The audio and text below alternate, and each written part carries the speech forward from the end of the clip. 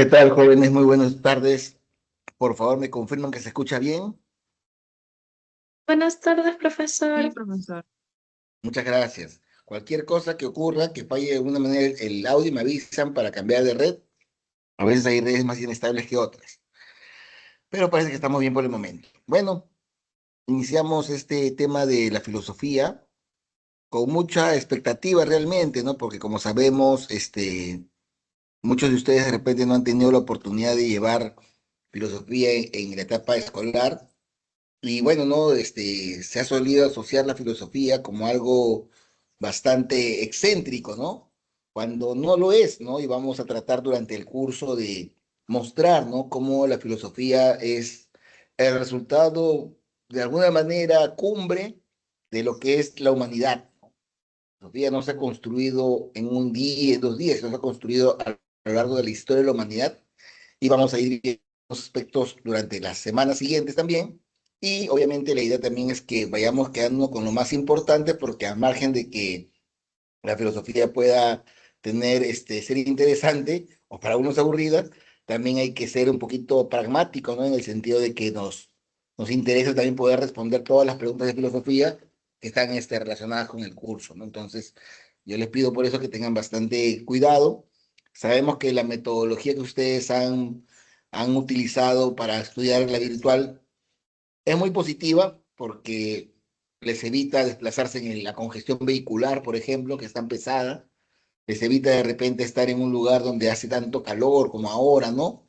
Con todo lo que puede ser sofocarse, pero también el nivel de atención tiene que ser más potente, ¿no? Toda vez que lamentablemente ustedes, no, como estamos de manera virtual, los pueden llamar por teléfono y a pesar que no sea importante la llamada, ustedes contestan y, y ya vuelven a los 10 minutos y ya se conceptos que se han tratado.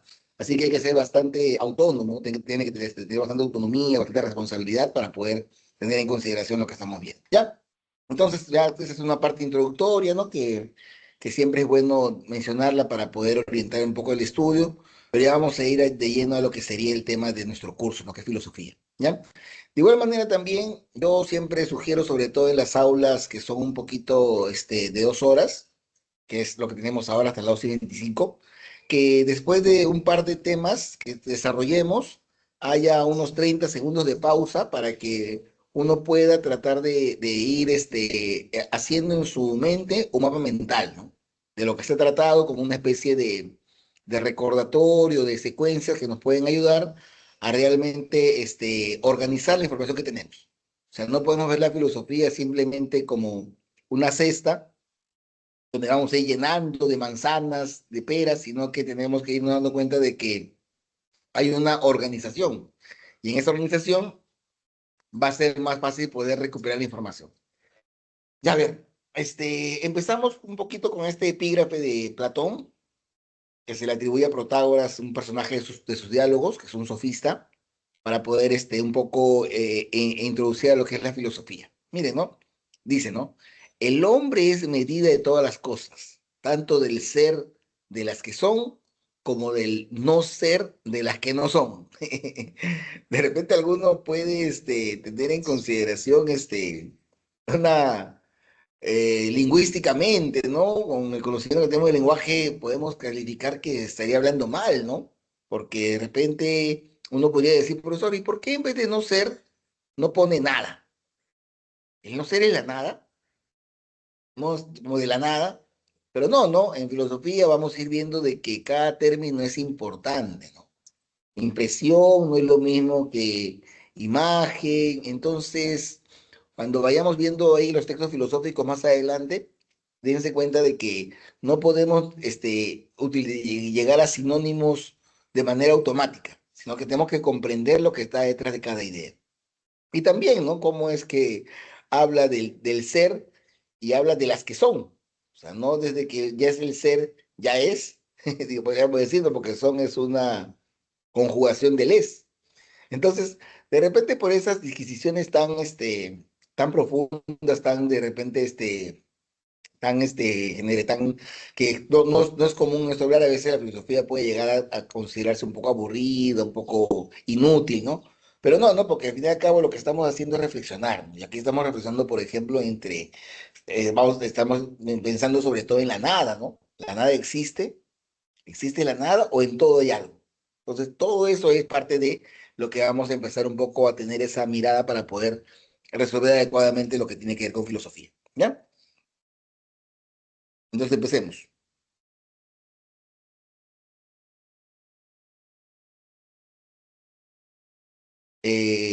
A ver, para conocer algo hay varios caminos, ¿no? Este camino con el que iniciamos esta propuesta es el camino etimológico. Y en la etimología todos lo sabemos, ¿no? La etimología es saber el origen de las palabras. Toda palabra tiene un origen, ¿no? Tiene una raíz, tiene un lexema, ¿no? Que nos va a permitir a nosotros poder entender a qué nos referimos. En este caso, la palabra filosofía proviene de dos vocablos. La palabra filo, que significa amor, y la palabra sofía, que significa sabiduría. Estoy seguro que más de uno sabía ello. Es la forma como hemos tratado de definir la filosofía, ¿no? El amor a la sabiduría. Pero es necesaria una reflexión adicional, ¿no? Para justamente poder, no solamente memorizar, digamos, la frase, sino tener en consideración por qué podríamos estar hablando de esta definición de amor a la sabiduría. Pensemos en algo, ¿no? Cuando uno quiere algo, digamos, es- desea, no, anhela tener cercanía a algo, uno lo puede desear, lo puede querer o lo puedo amar. Yo no creo que ninguno de ustedes me diga, profesor, yo amo mi iPhone. Lo que más seguro es que ustedes digan, yo deseo mi iPhone. No creo que alguien me diga, profesor, yo quiero, solamente, bueno, no voy a decir, yo amo a mi libro, o a mi perro de repente, ¿no? No quiere su perro. Ya el amor es un sentimiento muy reservado. Es más, ni siquiera todas las personas que conocen ustedes merecen el decir que las aman. Solamente está reservado de repente para un círculo muy íntimo. Mamá, papá, algunos parientes, hermanos, por ahí la pareja, si es que la tienen, pero más de eso no. Entonces, miren, no miren qué selectiva es la filosofía, ¿no? En el sentido de decir que uno no se acerca solamente de manera, interesada, sino se acerca mediante el amor. Y el amor es desinteresado, ¿no?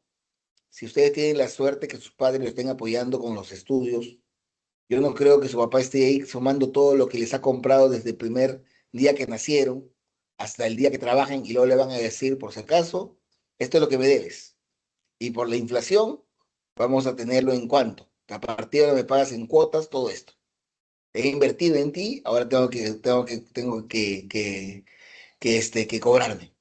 No, no. Yo creo que todos los padres están haciéndolo porque consideran que van a hacer bien para ustedes, ¿no? Y que le van a poder sostenerse mejores manos. Ustedes voluntariamente, ¿no? De repente querrán apoyarlos, ¿no? Querrán darle más adelante cuando ellos tengan menos fuerza. Pero si no lo hacen, también los papás muchas veces ni se amargan, ¿no? Porque dicen, es su vida, están haciendo las cosas, ¿no? Pero lo importante es saber que el amor es una palabra muy fuerte para decir, para utilizarla. No cualquiera utiliza la palabra amor. Y la otra palabra, amor a la sabiduría, la palabra sabiduría también es muy fuerte. O sea, porque uno puede tener datos. Profesor, yo sé cuándo se independizó el Perú. Soy inteligente, soy un sabio. No, no, es un dato que podemos tenerlo todo, ¿no? Yo puedo haberlo aprendido. Profesor, me he aprendido el título de las obras de 50 filósofos. Ya soy filósofo. No, no, eso es tener datos. Ahora, de repente, con esos datos yo puedo crear información. De repente yo puedo decir, profesor, después de saber todas las independencias, yo puedo organizarla en función de antigüedad. De tal manera que el primer país en independizarse fue tal, el segundo tal, el tercero tal. Ahí el dato se convierte en información, ¿no? Pero de repente esa información la puedo convertir en conocimiento, ¿no? Puedo decir, uy, entonces los feriados que de alguna manera están relacionados con los días festivos de la patria, van a subir los pasajes, empiezo yo a articular una serie de informaciones para crear un conocimiento en base a mis intereses. Pero ya la sabiduría es saber aplicar todo ello, saber hacerlo útil, porque realmente la filosofía pretende ser necesaria en el sentido de que orienta a los hombres en su actuar, y ese actuar obviamente está vinculado principalmente con la razón. Entonces, filosofía, amor a la sabiduría. Ahora, la palabra filosofía no siempre existió, ¿no? Ha sido inventada y tenemos que saber también quién la inventó, ¿no? La persona que inventó la palabra filosofía fue alguien que lo conocemos, pero curiosamente no lo conocemos de la historia, ¿no? No lo hemos visto en historia, lo hemos visto en matemática. Ahora, profe. Pitágoras, claro que sí, ¿no? Entonces se acordarán, hipotenusa al cuadrado igual a la suma de los catetos al cuadrado. Pero Pitágoras, aparte de ser matemático, también era un importante pensador, ¿no? Con sus propios desafíos, ¿no? Si ustedes algún día leen a Pitágoras, les toca entre manos, van a pensar de repente que estaba loco, ¿no? Porque él afirmaba de que su amigo se había reencarnado en un caballo. O sea, no le pides a porque está reencarnado a mi amigo que acaba de morir, porque tenían una idea de inmortalidad del alma y pensaban de que en función de cómo se habían comportado, adquirían una nueva especie en su nueva, de tal manera que tenían que purificarse para volver a ser seres humanos. Entonces, era un órfico, ¿no? Entonces, todas esas cositas hacen de repente que a Pitágoras se le haya considerado en su época un ser muy sabio, una de las personas que conocían más de su época. Entonces, en algún momento vino una persona que le preguntó, ¿no? Oye, Pitágoras, ¿tú eres realmente un sabio, ya que sabes tantas cosas? Y él dice, no, yo no soy un sabio, yo soy un filósofo. Sea, yo soy un amante de la sabiduría, pero no soy un sabio. Entonces ahí también ya se nota un poco la actitud de filósofo, ¿no? La actitud de filósofo no es creer que lo sabe todo, no es pretender saberlo todo. Es justamente saber que el conocimiento, la sabiduría siempre es una búsqueda, que cada día se aprende, que no es un punto de llegada, es un camino, es una vía. Entonces, nos damos cuenta de que ante esa situación, Pitágoras no se reconoce como un sabio, sino como un filósofo, y ahí cuenta la historia que empieza la palabra filosofía. Ahora, la siguiente pregunta entonces, pero entonces sería que le hicieron, ¿no? Oye, Pitágoras, pero entonces tú eres el hombre, tú eres el primer filósofo, y él dice, no, yo no soy el primer filósofo. El primer filósofo es Tales de Mileto, otro matemático que también ustedes lo han visto por el teorema de Tales. Y ya, pues, y bueno, eso lo vamos a ver más en la ontología y tiene que ver con lo que sería el tema de considerar, ¿no? De que al él responder que el primer principio de primera causa está relacionada con lo que es el agua, empieza esa propuesta de que él sería el primer filósofo, ¿no? Y eso lo vamos a ver en ontología. Entonces ya tenemos claramente establecido qué es filosofía, cómo aparece la palabra, quién la menciona, quién la tiene en consideración, ¿no? Entonces nadie hace filosofía para hacerse millonario, nadie lo hace para hacerse famoso ni poderoso. El filósofo lo hace simplemente porque tiene el gusto, el amor por aprender, por conocer, ¿no? Por saber. Y ese es el aporte etimológico. Después de ver las dos definiciones, hacemos una pequeña reflexión si alguien tiene alguna pregunta, algún comentario, y luego también obviamente damos algún espacio para poder ir cuadrando en nuestra mente nuestras ideas. ¿Ya? Ahora, primero, tenemos a Aristóteles. Aristóteles es muy conocido, 384, 322 antes de Cristo. Esto está mucho antes de que naciera Cristo. Él en su obra La Metafísica dice lo siguiente, ¿no? Dice, Aristóteles sostuvo que la filosofía es la ciencia teórica que estudia los primeros principios y las primeras causas. Mm, complicado, ¿no? Si en este momento alguien dijera primer principio, dirían, ese es el fundador de una universidad privada, ¿no? Que hable así, ¿no? Es como decir bajar abajo, subir arriba. Pero ya hemos explicado de que en filosofía hay una razón por la cual tenemos ese tipo de situaciones. Me está llamando de la pre, un segundito, por favor.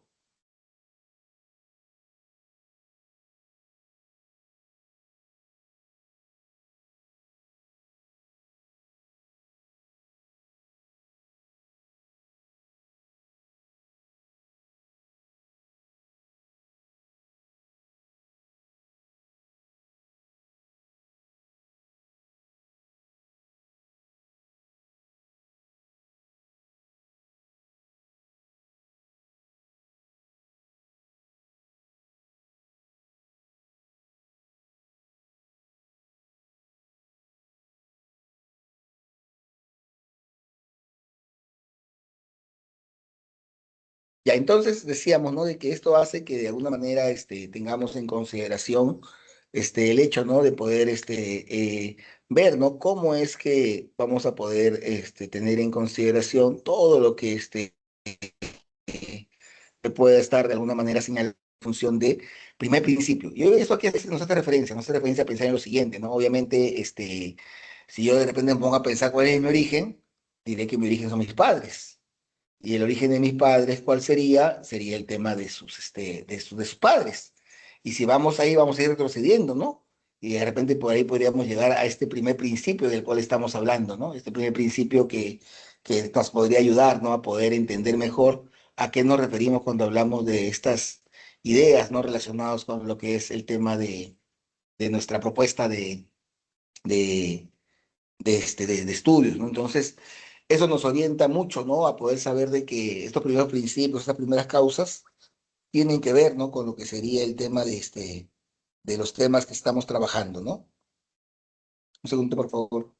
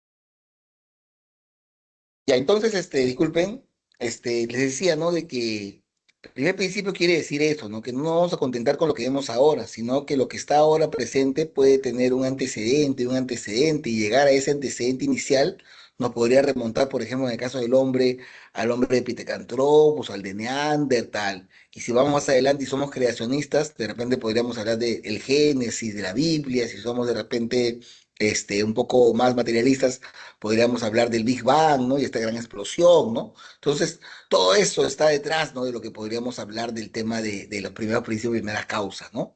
Y en cuanto a lo que sería ciencia teórica, estaríamos resaltando la parte teórica que tiene que ver con la razón, ¿no?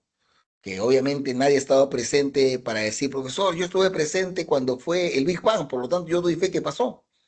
Nadie puede decir, profesor, yo estuve presente cuando Dios creó todo, yo estuve ahí presente, yo soy testigo. No, no. Entonces tiene que llegar uno por la teoría, por la razón y no por la experiencia. Porque la experiencia, digamos, también nos puede conducir a ciertos errores. ¿Ya? La segunda propuesta es la de Wittgenstein. Wittgenstein, en su libro Tractatus Lógico-Philosophicus, él hace mención justamente de que la filosofía no es un cuerpo o una doctrina, sino una actividad. Una obra consiste esencialmente en elucidaciones. Quiere decir esto? Quiere decir que lo que hace la filosofía es buscar aclarar el tema del lenguaje, ¿no? En el sentido de que el lenguaje puede ser confuso. Imagínense ustedes que mañana toquen la puerta de su casa y digan, ¿no? Hemos, este, hemos encontrado un pariente suyo que ha fallecido y nos ha dicho que a usted le ha heredado un banco. Entonces tú agarras y dices, pucha, qué bacán, ¿cuál será el Interbank, el Scotiabank, el de crédito? Ya, bueno, mínimo mi banco será, pues, ¿no? Y no, te dicen, no, acá está el banquito que le ha dejado, está en una silla sin respaldar. Entonces, obviamente, no, pues, ¿no? Entonces uno diría, pucha, ¿pero qué pasó? ¿Por qué? Porque obviamente al haber dos palabras con un solo, una palabra con dos significados, genera confusión, pues. Entonces, eso la filosofía debería buscar aclarar. De repente, ¿no? Ese es otro caso podría ser, ¿no? De repente yo tengo a mi enamorada y me llaman por teléfono y me dicen, oye, estoy viendo a tu enamorada besándose con otro chico en una discoteca. Yo voy corriendo y le digo, oye, pero tú ayer me decías que estabas enamorada de mí, que me amabas.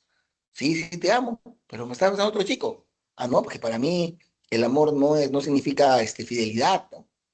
Yo te amo, pero puedo estar con otras personas, ¿no? Así como piensan los swingers, ¿no?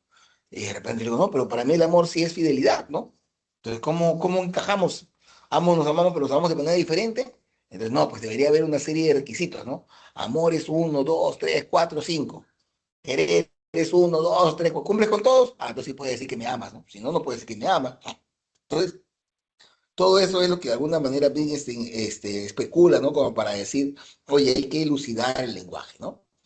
Y ahí es donde viene el tema el objetivo de la filosofía no son las proposiciones filosóficas, sino la clarificación lógica de las proposiciones del lenguaje. Es decir, hay que aclarar todo lo que de alguna manera está detrás de cada uno de estos elementos que se puedan dar. ¿Ya?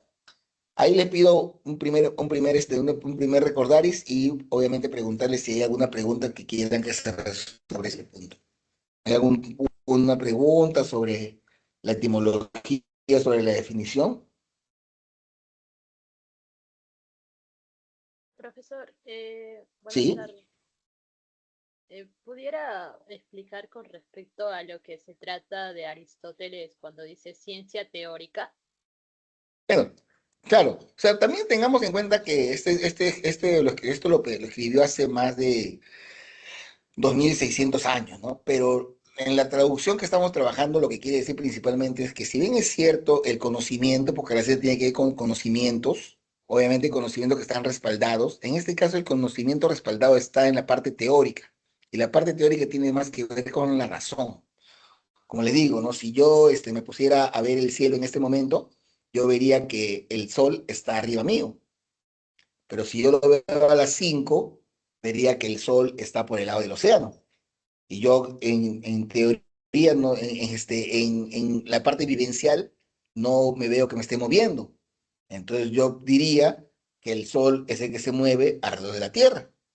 Entonces esa es la experiencia, ¿no? Eso es lo que me dicen los sentidos, pero la razón va a complementar eso y se va a dar cuenta que de repente en el esquema general hay más elementos que se involucran para tener esa percepción, pero que no se dé de esa manera necesariamente.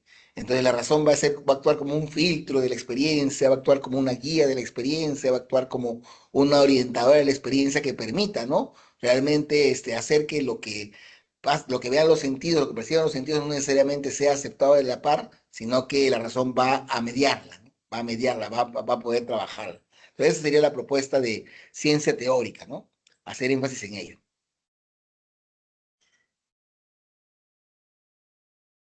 Ahora pasemos al origen, ¿ya? Después de ver el tema del origen, igual le hacemos otro espacio primero para, como decíamos, para que puedan preguntar, pero también para que puedan ustedes, o sea, yo ahorita ya me podría pensar, ¿no? A ver, ¿puedo responder la etimología de filosofía? Sí. ¿Puedo responder quién la inventó? Sí. ¿Puedo responder quién es el primer filósofo? Sí. ¿Puedo responder cuál es la definición de Aristóteles de manera un poco general? Sí. ¿Puedo responder la definición de Wittgenstein? Sí. Ah, entonces esta primera parte ya la tengo dominada, ya la tengo controlada, pues, ¿no?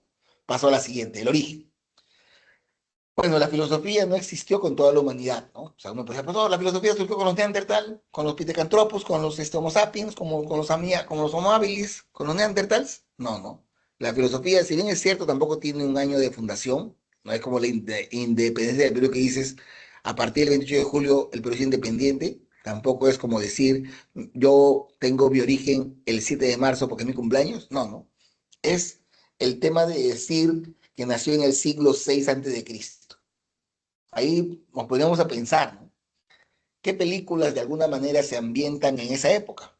Uno recuerda alguna, una película que se ambiente en esa época, ¿no? Obviamente todas las Semanas Santas son posteriores, porque toda la Semana Santa que está Jesús presente es el año 30 después de Cristo, ¿no? 33 después de Cristo, ¿no? O sea, esto es después, eso sería 280 años después, no más, 680 años después. Entonces, no es que sea ahí nomás, entonces han pasado 600 años para que sean esas representaciones que vemos.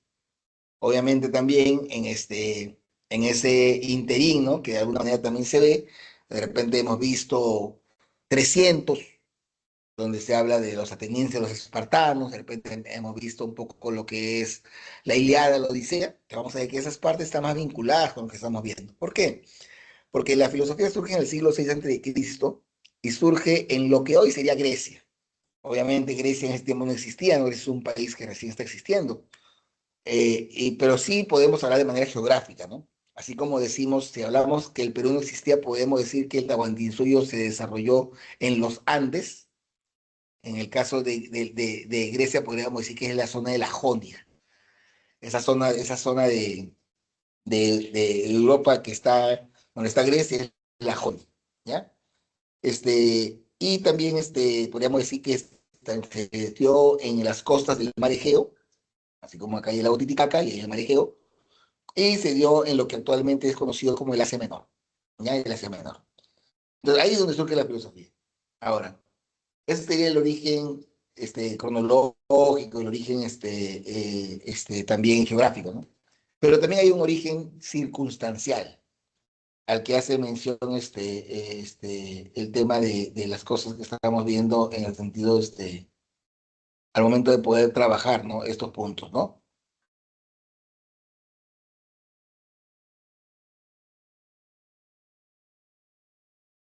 Y hay que podríamos decir lo siguiente, ¿no? En su obra metafísica, Aristóteles sostuvo que lo que está haciendo él es hablar de que la filosofía surge por algo que se llama el asombro, el maravillarse. Jamás podríamos hacer mención a la filosofía si no tiene que ver con el asombro, con el maravillarse. ¿Qué podemos decir al respecto? Podemos decir lo siguiente, ¿no?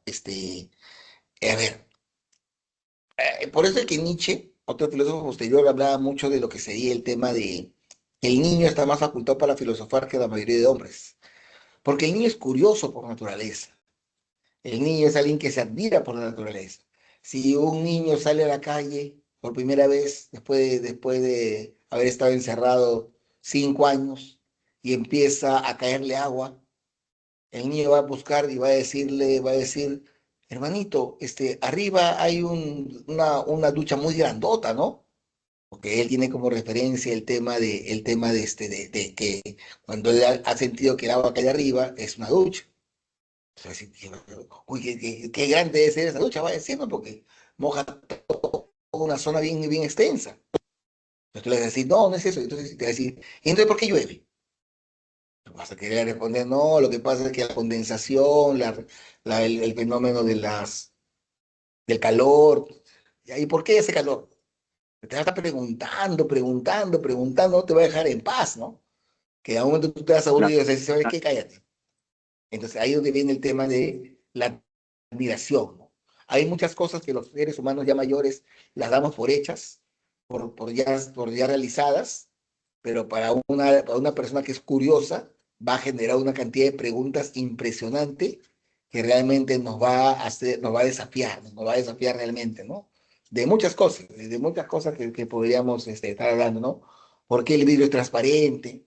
¿Cuáles son las propiedades que tiene para poder ser transparente? Que ahí vamos ahí teniendo, ¿no? Oh, el vidrio sale de la arena, pero la arena yo la veo marrón. ¿Cómo la arena marrón se ha convertido en algo transparente?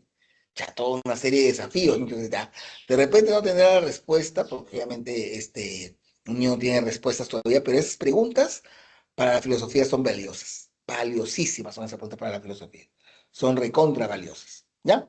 Eso también sería el segundo punto, ¿no? Este, Respecto a lo que sería el tema de esta última parte, podríamos hablar también del asombro, del insólito, de la admiración, ¿no? Para poder considerar estos puntos. Ahora, cuando hablamos de los factores que propiciaron el surgimiento de la filosofía, son cuatro, ¿no? El religioso, el geográfico, el político y el socioeconómico. Después de estos cuatro puntos, también hacemos un espacio para poder hacer una pequeña reflexión y ver el tema de las preguntas, ¿ya? A ver, de repente han escuchado ustedes la historia de Galileo. Galileo, bueno, Galileo también estamos hablando ya después con la Santa Inquisición, ya muchos siglos después, ¿no? Pero la historia de Galileo nos sirve de referencia porque Galileo fue una de las personas que se atrevió a decir que la Tierra no era el centro del universo, sino que era el Sol el centro del sistema solar, ¿no?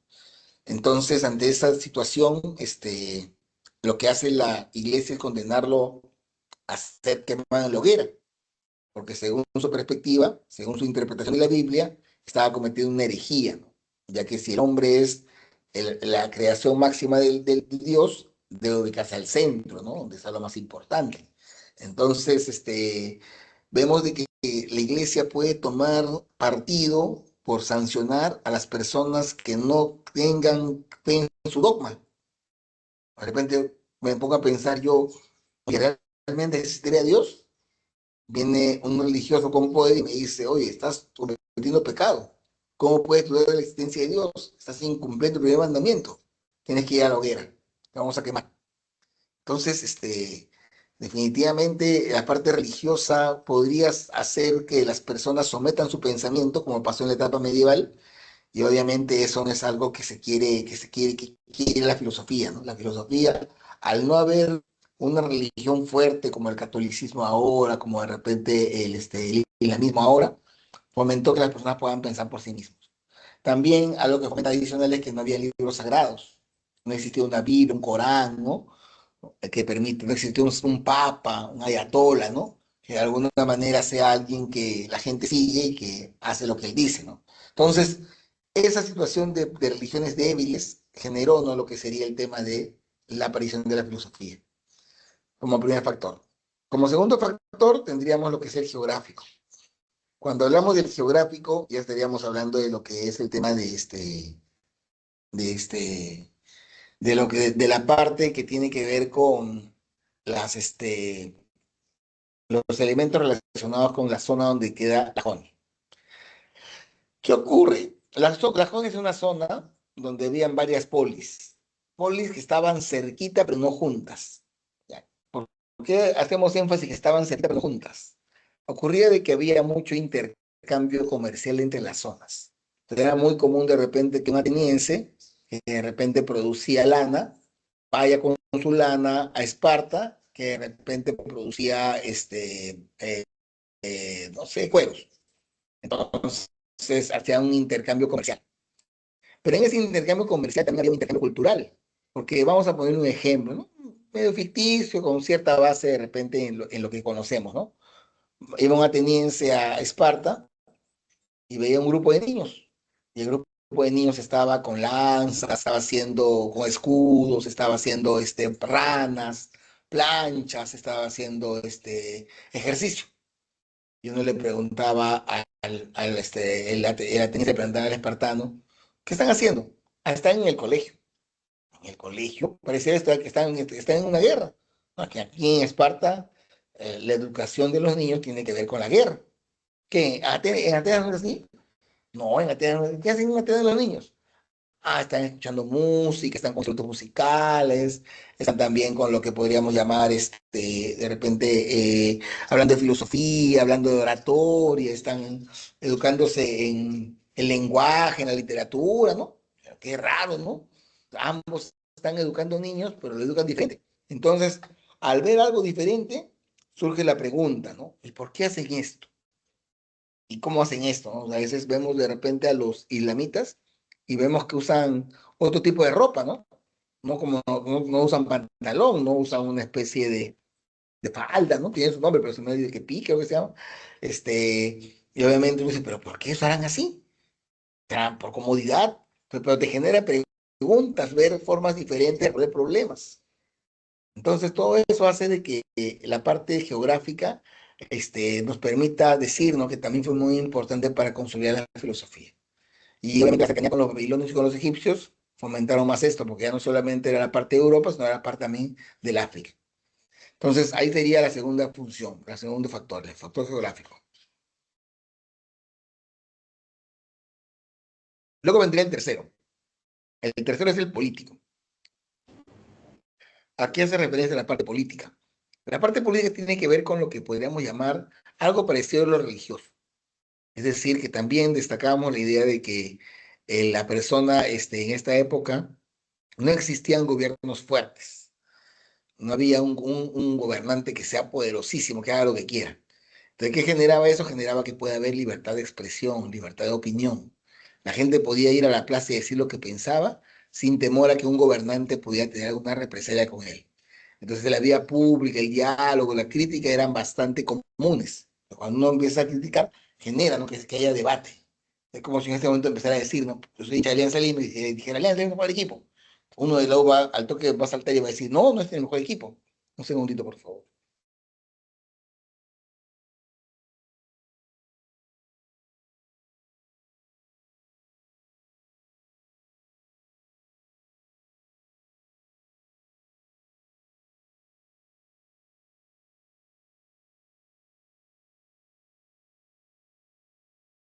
Entonces, ¿no? Veíamos de que estábamos en esta situación de que lo socioeconómico tiene que ver con perdón, con lo político, de que no había alguien poderoso que pueda sancionarte. Entonces, la opinión pública aparece como algo muy importante, la generación de debates, ¿no? Y no había miedo a represalias, ¿ya? Como cuarto factor tendríamos el factor socioeconómico.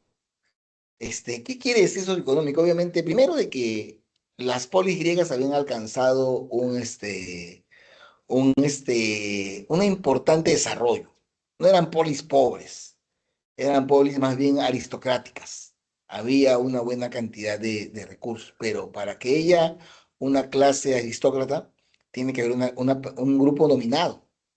Entonces, los griegos tenían la convicción que la esclavitud era necesaria. Aristóteles es un defensor incansable de la esclavitud. Él decía que es importantísimo que hayan esclavos. Ahora, en términos un poco, de repente,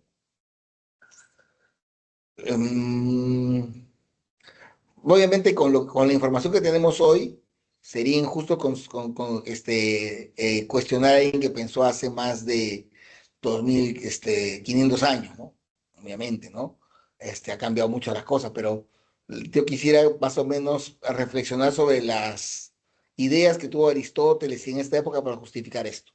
Primero, ellos hablaban mucho de lo que son los bárbaros. Bárbaros, si ustedes han visto algunas series, por ejemplo, la serie Vikingos, muestra, ¿no? Que los vikingos vivían en el norte de Europa, ¿no? La zona de Escandinavia, la zona de Noruega, Dinamarca, ¿no? Y ellos cada cierto tiempo viajaban a Europa y empezaban a tener algún tipo de querer conquistar Europa o una parte de ella al menos.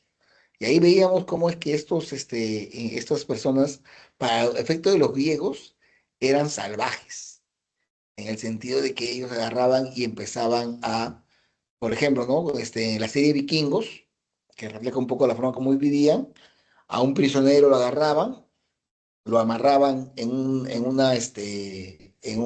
palo, en una madera, le cortaban una parte de su cuerpo y le hacían rodear su cuerpo con sangre, ¿no? Todo su cuerpo lo bañaban con su sangre.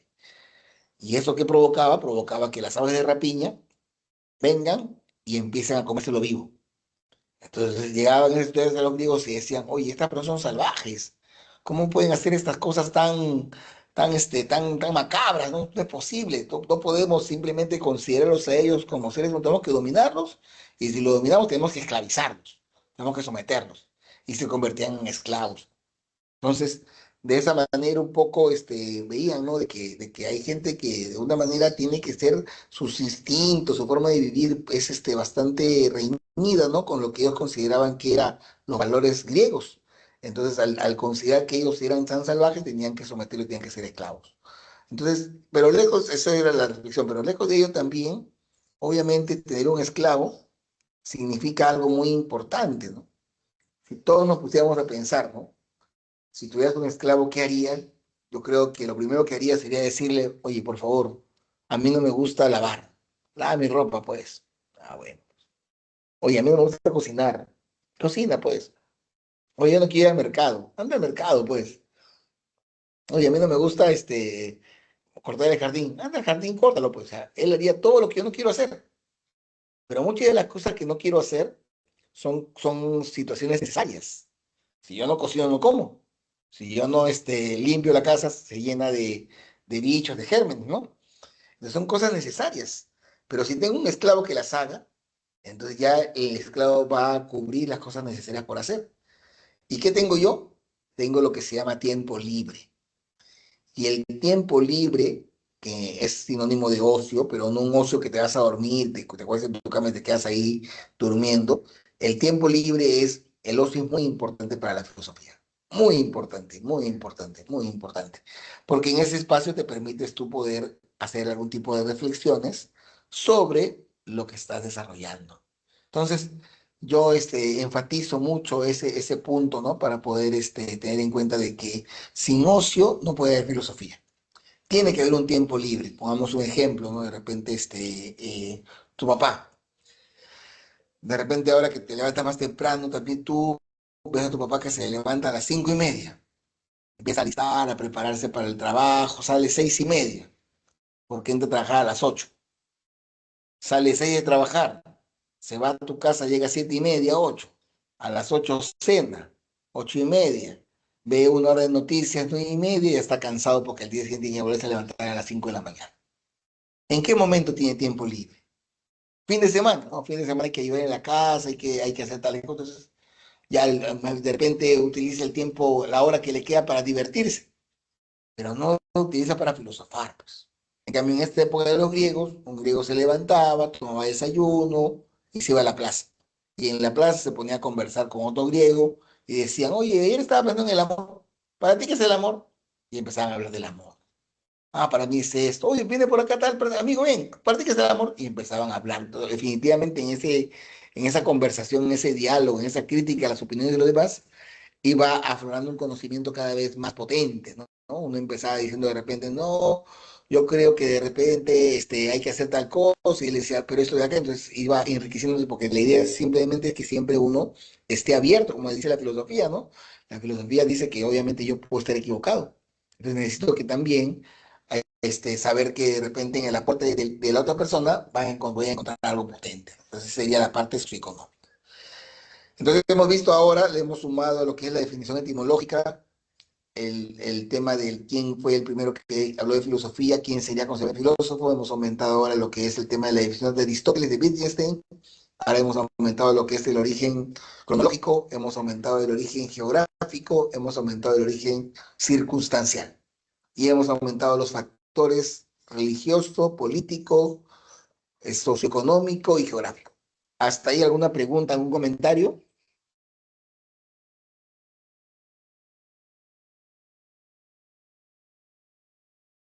¿Todo está claro?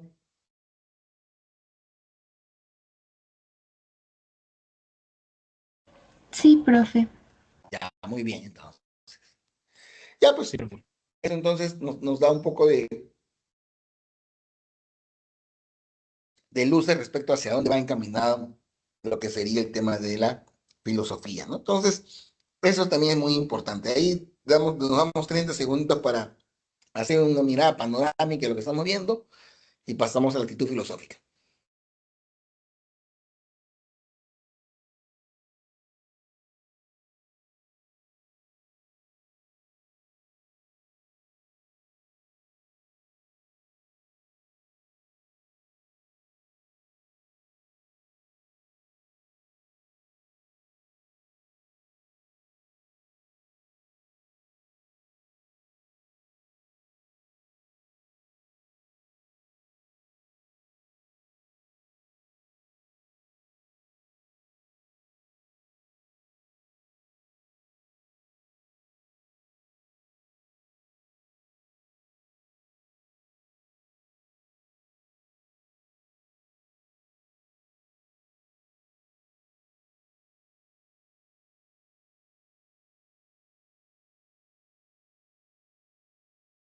Ya, más o menos esperemos, como digo, no es muy importante para mí que uno te dé un tiempito, sobre todo en estos grupos de 2 horas, para que puedan encajar, ¿no? En los grupos de 1 hora corremos, ¿no? Estamos, como se dice ahí, dando un montón de información así atiborrada, ¿no? Que a veces se puede, mezclar o se puede confundir, ¿no? Pero en el grupo que tiene 2 horas es muy importante que hagamos nuestro esquema mental. Si pueden tomar nota mejor, ¿no? Porque saben que hay una conexión mano-cerebro, ¿no? Lo que hacemos con la mano es recordado con mayor fuerza que el cerebro. Entonces, por eso que es importante tomar anotaciones, ¿no? Un poco más potentes todavía son las anotaciones con mano alzada, ¿no? Un poco menos las que podemos hacer en el celular, ¿no? O sea, todavía nuestro esquema mental de mano, que son siglos, ¿no? Que hemos utilizado el manuscrito. Ahora utilizamos generalmente el celular con algún mensajito, ¿no? Pero ese recuerdo no es tan claro como el tema de la manipulación de las manos, ¿no? Entonces, es importante que vayan ustedes ahí cuadrando, ¿no? Allá eran 4 factores, muchas tienen que ver lo político, lo religioso, y así ir construyendo el castillo, ¿no? Porque digamos que llevamos una primera semana, pero después viene la segunda, la tercera, y en filosofía, de alguna manera entendamos de que Nietzsche ha tenido que leer a Aristóteles para poder plantear su filosofía en algún momento. Entonces, mucho de lo de Nietzsche tiene que ver con Aristóteles, en- por bueno o por malo. Empieza a ver esas conexiones que tienen que irse generando, ¿no? O sea, vamos a ver filósofos que son contrapuestos. Entonces, si yo detecto Descartes cuál es su propuesta, y voy a decir qué es lo que es su contrapuesto, voy a tener que saber, ¿no? Esto proponemos, proponemos, cómo se contraponen. Entonces, también es importante. Ya, vamos a hablar de la actitud filosófica, ¿ya? La actitud filosófica. Primero tendríamos que tener una reflexión sobre lo que es la actitud. ¿Qué es la actitud?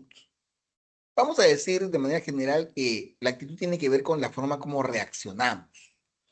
Si en este momento hubiera un temblor, un terremoto grado 9, empezaría a temblar la tierra y alguno de ustedes ahorita se pondría a llorar, porque va a ser su reacción ante ese suceso, ante ese fenómeno. De repente, otro de ustedes sale corriendo. Está medio desnudo, con ropa interior, pero sale corriendo igual. Otro de repente se mete abajo de la cama. Otro de repente se queda inmóvil, no hace nada. Otro de repente se acuerda que tiene a la abuelita o al hermanito y se voy a ir por mi abuelita. Se va con su abuelita. O sea, es una reacción, es una actitud, es una reacción que tenemos frente a los diversos sucesos, objetos y hechos. A veces, lamentablemente, estamos en una inseguridad total, nos ponen una pistola y a veces uno dice, pero déjate de robar. Pero en ese momento, de repente, la adrenalina hace que yo me quiera pelear. Entonces, es una actitud, es una reacción que se tiene ante un objeto como fuera una pistola, de repente un hecho como puede ser mi cumpleaños, de repente yo soy, mi cumpleaños, soy el hombre más feliz del mundo, estoy contentísimo, estoy haciendo las cosas.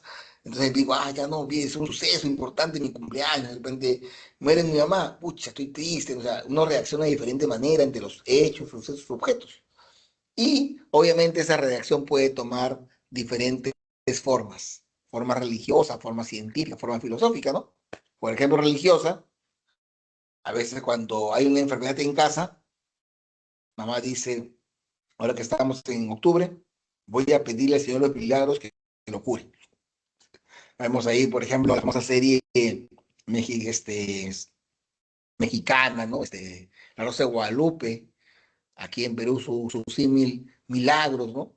Entonces vemos como una reacción religiosa ante una situación es ir y rezar para que cambien las cosas. Una actitud científica sería darse cuenta, ¿no? De cuáles son los causas o fenómenos que están detrás de ello. O sea, a ver, pues si uno se pone a pensar un poquito y de repente su profesor de biología, ¿no? Su profesor de química, a un momento lo ve, o sea, al fin y al cabo, que, todo lo que tenemos en nuestro organismo tiene que ver con el cerebro, ¿no? El cerebro tiene lo que son hormonas, ¿no? La serotonina, la dopamina, ¿no? Entonces, cuando uno está de alguna manera enamorado, la serotonina, ¿no? Se activa más, ¿no? Porque está vivencial. Hay algo que estimula esa hormona. Cuando uno está triste, más bien la dopamina, ¿no? O sea, se siente apagado, se siente cansado. Entonces, científicamente, de repente los químicos, los biólogos podrían reducir el amor a simplemente las sustancias o hormonas que se segregan producto del estímulo que sientes al estar con una persona. Suena feo, ¿no? A lo mejor quiere decir, no, que yo pierdo el aliento, no, que siento cosquillas en el estómago. No, suena más bonito, pero en realidad son reacciones químicas que tiene tu cerebro, ¿no?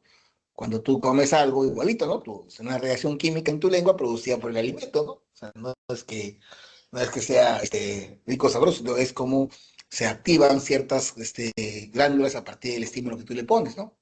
Entonces, esa sería la reacción científica, ¿no? En cambio, la filosófica tiene una particularidad, que la filosófica tiene que ver con el tema de la reflexión. Nos ponen como ejemplo la muerte. Y bueno, no, o sea, la muerte es algo de lo que nadie quiere hablar, pero es de lo único que estamos seguros que va a pasar al nacer. O sea, todos los que estamos aquí presentes hablando, nos vamos a morir. Lo que no sabemos es cuándo. Ahora, ¿qué pasaría si de repente, yo entiendo que si están acá sentados, es porque ya su mamá, su familia, quien haya tenido el apoyo que pueden darles a ustedes, si es el caso, ya pagó la pre. Entonces, ¿qué pasaría si mañana su mamá se muere? Mi mamá se muere mañana. ¿Y qué voy a hacer yo? Voy a decir, pucha, voy a dejar la pre. Entonces uno se tiene que poner a pensar, a reflexionar, ¿no? Decir, ¿no? Oye, pero, o sea, si mi mamá, me pagó la pre completita, es porque ella quería que esté acá, ¿no? O sea, ya no está con nosotros, pero tal vez deba yo darme cuenta de que debo continuar, ¿no? Porque ella, por algo, ¿no? Ella me amaba y quería que yo esté acá y quería que yo estudie, ¿no? Entonces, ¿por qué me voy a poner triste? ¿Por qué voy a deprimirme? ¿Por qué voy a querer matarme? ¿Por qué voy a querer, porque ella supuestamente me está preparando para yo seguir cuando ella no esté, ¿no?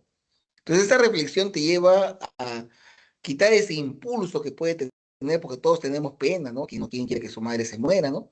Todos tenemos pena y nos decimos, oye, pero no puede ser, ¿no? Tengo que pensar de manera distinta, ¿no? O sea, mi reacción va a querer matarme, querer llorar, querer abandonar todo, querer drogarme, querer alcoholizarme todos los días para evitar el sufrimiento, pero no, no.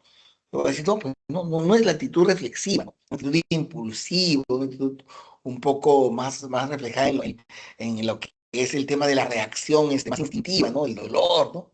Entonces, la actitud tiene que ver con eso, con que ante los sucesos que pasen, usemos la razón, reflexionemos, tengamos en cuenta muchas cosas más que no nos limiten solamente a decir, yo soy así, a mí me gusta ser así, sino pues tengo que decir, oye, hay que poner para esto, ¿no? Entonces, obviamente es eso, ¿no? O sea, ahora también si supiéramos que mañana muere mamá, yo creo que hoy evitaríamos pelearnos, ¿no? De repente mamá no quiere que vayamos a una fiesta y yo voy a gritar, la voy a decir, pero ¿por qué? ¿Estás loca, no? Sí, pucha, pero cualquier momento puede ir, me voy todavía, pues, ¿no? De repente, peor aún, de repente no me gusta la comida y después voy a menospreciar la comida, voy a decir, no, yo no como esta porquería. Entonces, ya, pero ya no va a estar, pues, ya no está mañana, entonces, ¿cómo me disculpo? Entonces, no se queda con esa carga emocional, ¿no? Por eso es que es muy importante que uno tome las cosas de manera reflexiva, no sepa que no tiene por qué reaccionar de manera desproporcionada ante un suceso que puede tener otro tipo de solución, ¿no? O sea, entonces la actitud filosófica, perdón, tiene que ver con eso, con la forma de reaccionar, ¿ya? Sobre todo ante los hechos que tienen que ver con cosas que puedan ser un poco más relevantes, ¿no? Ahora, en cuanto a lo que serían las características de este pensamiento crítico, este pensamiento filosófico, esta filosófica, tendríamos que mencionar principalmente lo que sería el tema de la radical. ¿En qué consiste la característica radical de la actitud filosófica? Radical. Radical tiene que ver con raíz. O sea, el radical quiere decir que uno cuando enfrenta un problema desde una perspectiva de detective filosófica, va a ir escarbando hasta llegar a un punto en el cual considere que ha escarbado lo suficiente para encontrar el motivo. Por ejemplo, alguien viene y me dice, profesor, me he enamorado, estoy enamorado. Yo al toque le voy a preguntar, ¿y de quién? Ah, de mi compañera del salón. Ah, perfecto. ¿Y por qué estás enamorado? Ah, es que me gusta su sonrisa. ¿Qué? ¿Has probado su sonrisa? ¿Te gusta el sabor de su sonrisa? No, no, no. Me gusta verla. Me gusta ver su sonrisa. Ah, ya. ¿Y su sonrisa cómo es? ¿Tiene 4 labios? ¿Tiene 3 labios? ¿Tiene 5 labios? No, su sonrisa es hermosa. ¿Pero por qué es hermosa? Ah, porque es simétrica. ¿Cuál es su simetría? ¿Cómo funciona la simetría? ¿Tiene líneas planas? ¿Tiene líneas curvas? No, no, no, porque usted no me entiende, que tu sonrisa es hermosa porque es hermosa. Entonces ahí no estamos llegando a la raíz, ¿no? Tenemos que seguir indagando, ¿no? Tenemos que seguir indagando hasta que podamos decir, oye, pucha, sí, de verdad, ¿no? O sea, esto de acá tiene que ver con el tema de fondo, ¿no? Porque, o una primera respuesta no me puedo contentar, ¿no? No me puedo contentar con el hecho de decir, pucha, no, me gusta su sonrisa, me gusta su manera de ser, ¿y cómo es? Ah, es bien risueña, y se ríe todo. Sí, ¿por qué se ríe de todo? Empezamos a cuestionar, a ir un poco yendo cada vez a lo más íntimo. Obviamente, el ejemplo que nos puede ser un ejemplo banal, pero de la misma manera podríamos hablar, por ejemplo, de lo que puede ser el tema de la justicia, ¿no? El profesor, la justicia es el hecho que le demos a todos según su esfuerzo. Aguanta, aguanta, aguanta. Su esfuerzo, basta con eso. A ver, pensemos.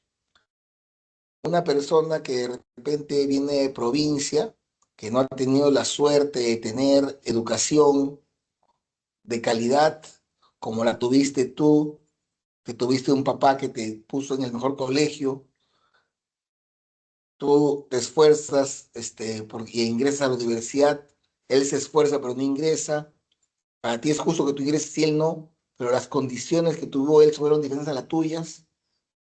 Entonces, ¿es justo que por el papá que te dio comodidades tú tengas más oportunidades? Empieza a cuestionar. No, pero por ese es mi papá. Ah, ya, pero vamos a pensar también, ¿no? ¿Cómo obtuvo tu papá el dinero para poder mantenerte? De una manera honesta. O sea, de repente esta persona no tuvo esa suerte. Entonces vamos a empezar a cuestionarlo, a ir hacia el fondo, ¿no? Hacia el fondo del tema, ¿no? No solamente quedarnos con una primera frase que pueda decir que eso es la justicia o que eso es la belleza, sino ir hasta lo más profundo que nos permite explicar mejor el fenómeno. ¿Ya? Esa sería la característica de radical. Luego vendría la segunda característica que sería, la podríamos llamar el tema de la característica totalizadora. ¿A qué nos referimos con totalizadora? Este,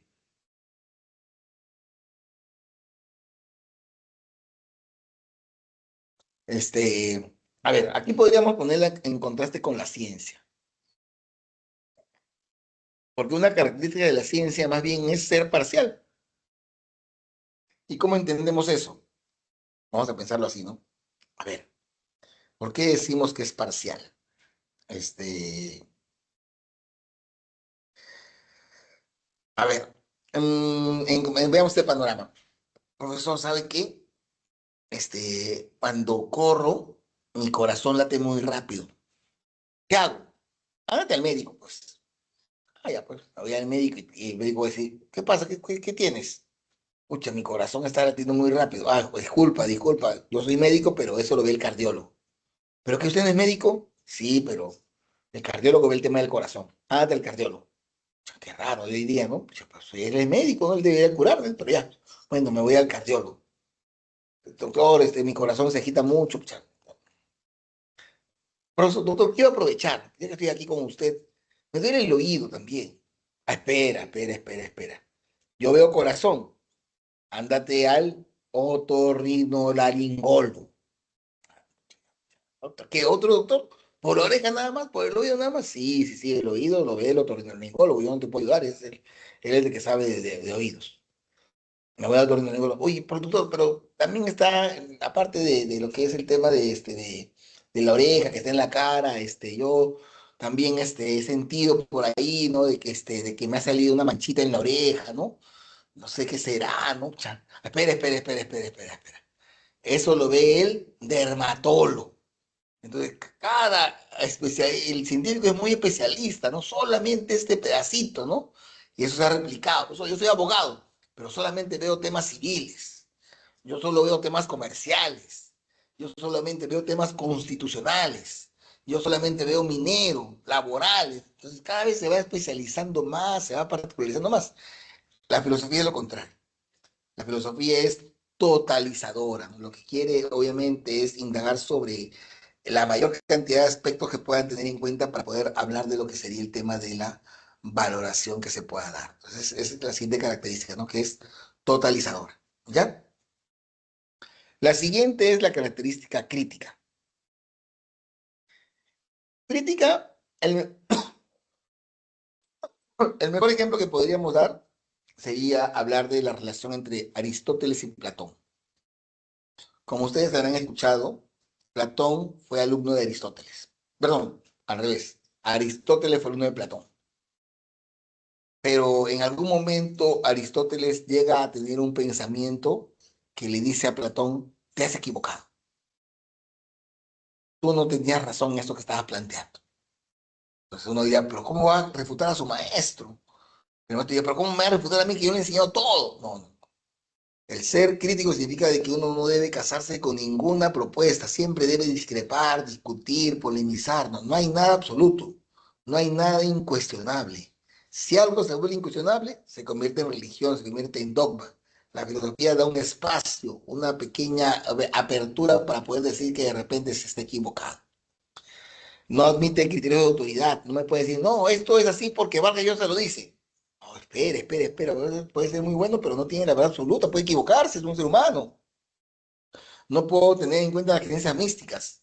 ¿Cómo hace posible que lo místico esté presente aquí? ¿No? Entonces, todo eso hace relación a lo que estamos conversando, ¿no? En función de lo que es el tema de la actitud crítica de la filosofía, ¿no? Dicho sea de paso, también Aristóteles tuvo un famoso alumno, ¿no?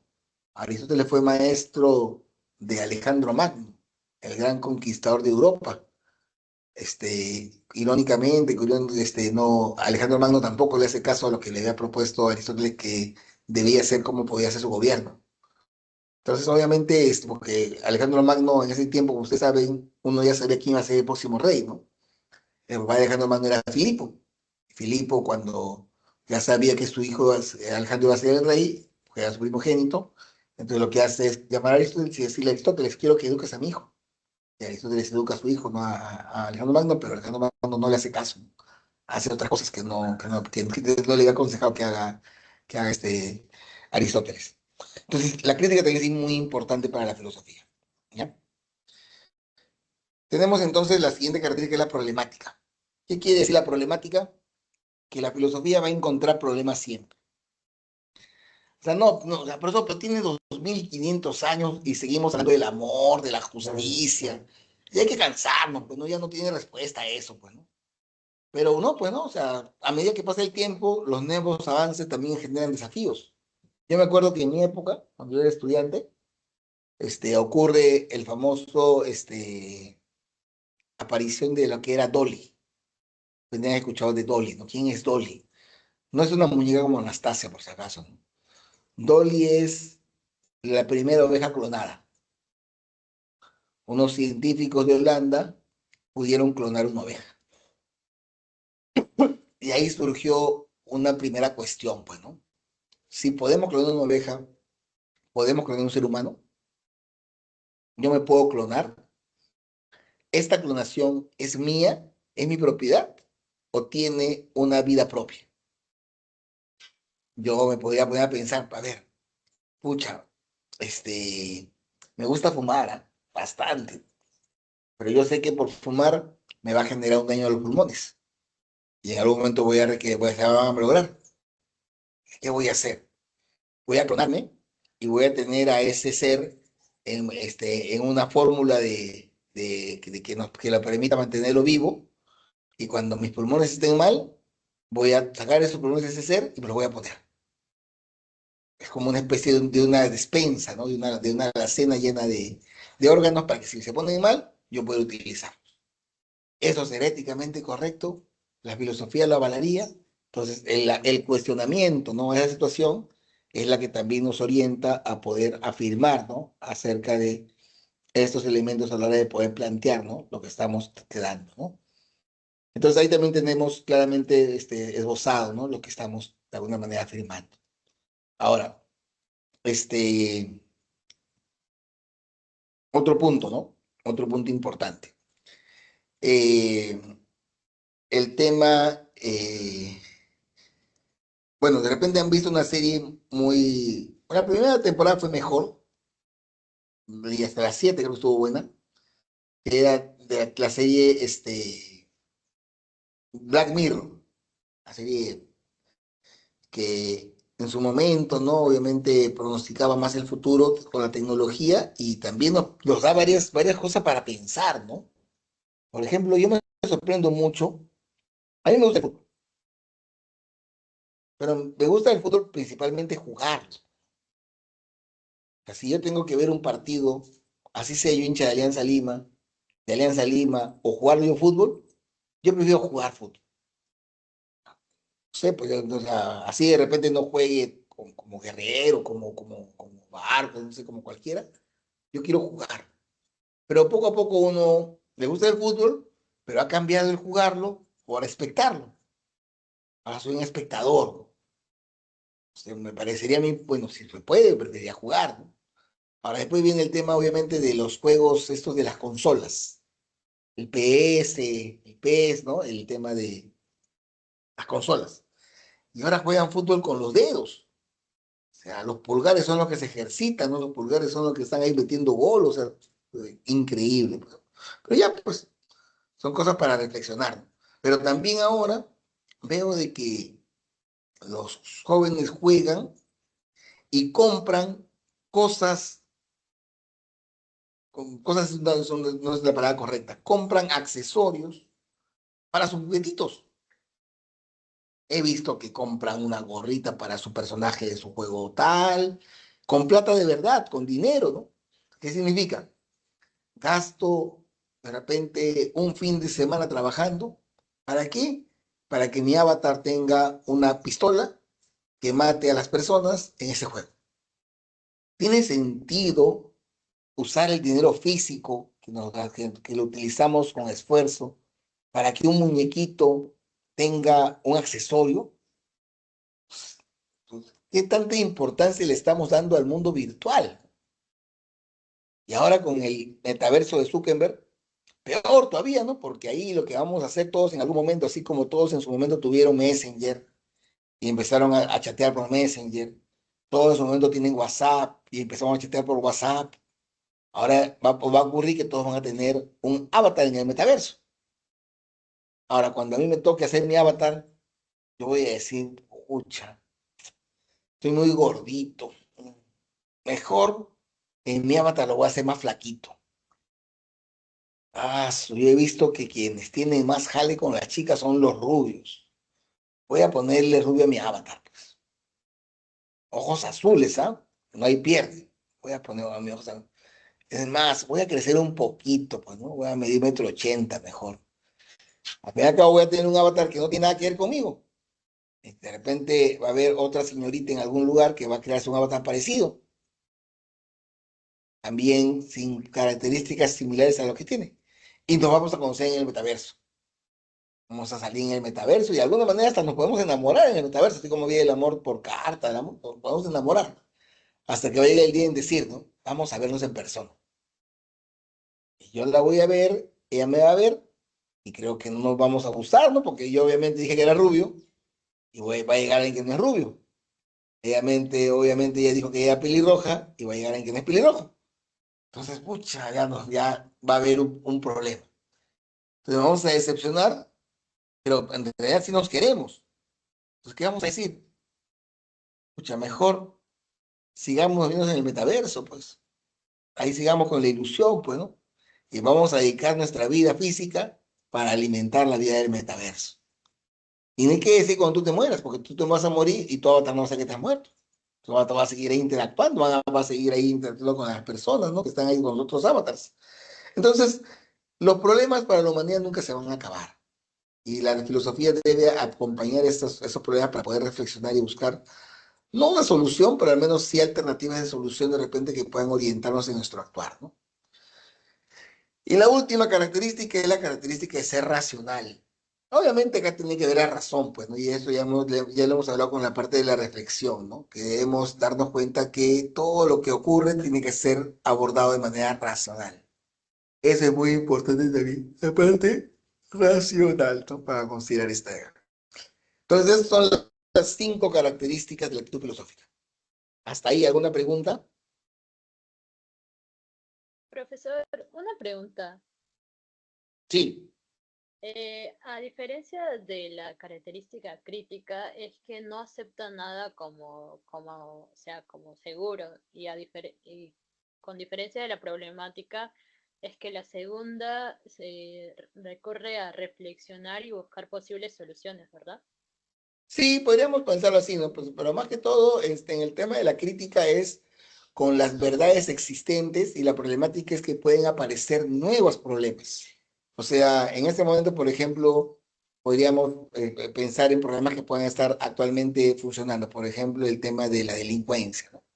Porque la delincuencia también puede ser abordada desde un punto de vista de actitud filosófica, ¿no? Entonces, entonces ahí donde viene el tema de que los problemas van a seguir apareciendo. En cambio, la crítica es sobre todo a la verdad existente. Yo le digo a ustedes, tienes que creer en Dios. Entonces me dicen, ¿por qué? Ahí están los críticos. Porque no están aceptando la verdad que yo le estoy imponiendo, que es creer en Dios.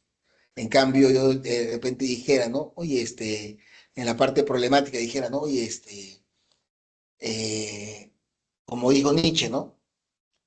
Por creer en Dios y apoyar el tema de creer que hay un paraíso, no estaremos, no estaremos,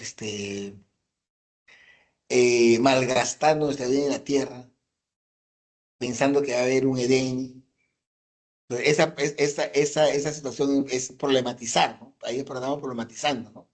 Porque estamos de alguna manera dándonos cuenta que hay problemas que están ahí. En cambio, la crítica es más directa, ¿no? Es una afirmación a lo que se tiene y sobre eso cómo se puede responder, ¿no? A partir de no casarse con nadie y dar un espacio que de alguna manera todo puede estar equivocado, ¿no? Ah, Así o que sea, por ahí va. es Sí, como que algo que va, en la problemática es algo como que va apareciendo, apareciendo, apareciendo, de lo que vas dándote cuenta, ¿no? Y la claro. crítica es algo conciso, ya que está y Algo lo más vas a hacer. conciso, algo que está, como se dice ahí, más, algo que ya se ha afirmado y que tú dices, ¿pero por qué? O sea, es tu actitud, ¿no? Por eso estamos hablando de actitud, ¿no? Pero ¿por qué tengo que hacer eso? Bueno, muchos de ustedes se habrán preguntado por qué están en la universidad, por qué tienen que estar en la universidad, no, ¿por qué tengo que estar en la universidad? ¿Por qué? O sea, realmente es importante eso. Yo veo que hay gente que se hace millonaria sin ir a la universidad, ¿no? ¿Por qué tengo que estar gastando mi tiempo 6 años más, estudiando en la universidad, 5 o 7, dependiendo de lo que quieren estudiar? ¿Por qué? Yo mejor quiero ser emprendedor, ¿no? Mejor quiero estar, poner una tienda, poner un negocio, o sea. Y ahí sobre eso surge, ¿no? La idea de darnos cuenta el tema de cuestionar, ¿no? No, yo no quiero ir a la universidad, pues. O sea, es que no. Entonces que habla mucho de que también el joven, ¿no? Es bastante crítico, ¿no? Porque de alguna manera, no se deja, ¿no? Convencer de que algo es así porque sí, no se va a entender. ¿Pero por qué? Entonces ahí empieza la parte crítica, ¿no? De cuestionar lo que ya está vigente. Ah, ok. Luego de la última parte, vamos a dar 30 segundos para que puedan ustedes ahí ir haciendo sus asociaciones para empezar con la última parte de disciplinas.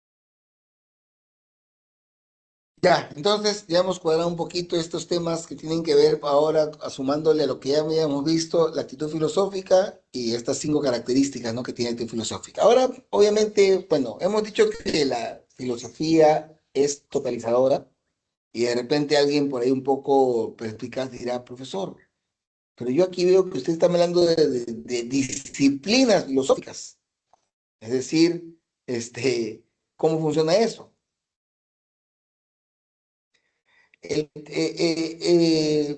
Uno no lo puede explicar necesariamente en todo, ¿no?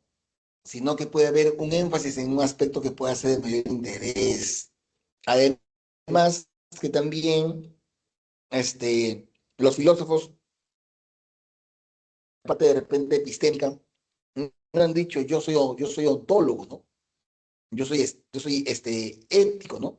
Sino que obedece más bien a los temas sobre los cuales reflexionamos. Entonces, alguien que reflexiona sobre el ser, sobre la nada, sobre el cambio, sobre los entes, estaría entrando en un terreno ontológico. La discusión cada semana, ¿no? Así que obviamente no vamos a profundizar ahora. Después, la propuesta es, la primera es un poco de historia, filosofía antigua, medieval, moderna, contemporánea, por ahí un poco de los puntos que tienen que ver con la filosofía en el Perú, en América Latina, y de ahí entramos de lleno a las disciplinas, ¿no? Esta justamente que estamos viendo, ¿no? Entonces, este, solamente por ahora vamos a mencionar que la ontología lo que hace es estudiar al ser, ¿no? Al ser y todo lo que tenga que ver con ello, ¿ya? La segunda parte es la antropología filosófica. La antropología filosófica, obviamente, también sabemos, utilizando la estrategia que vimos para ver el tema de la filosofía, el tema del hombre. Entonces, la antropología filosófica que se encarga de ver el origen, la esencia y el sentido del ser humano. O sea, aquí lo que queremos saber es, ¿cuándo se dice que alguien es un ser humano? Vamos a poner una pregunta, una persona que tiene un cromosoma de más, un cromosoma de menos, por lo tanto no tiene la misma racionalidad, ¿es un ser humano? Entonces, la humanidad no está en necesariamente la racionalidad. Entonces, hay propuestas de filósofos que han dicho, ¿no? Esta es el ser humano. El sentido del ser humano. ¿Para qué existimos, no? O sea, ¿por qué te pone a pensar, no? Este, profesor, yo tengo un perro. Ah, tú tienes un perro.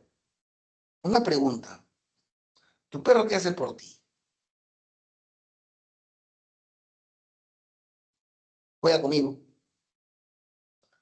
¿Juega contigo o tú juegas con él? Profesor, mi perro no cocina. Yo le cocino. O sea, mi perro no limpia lo que hace.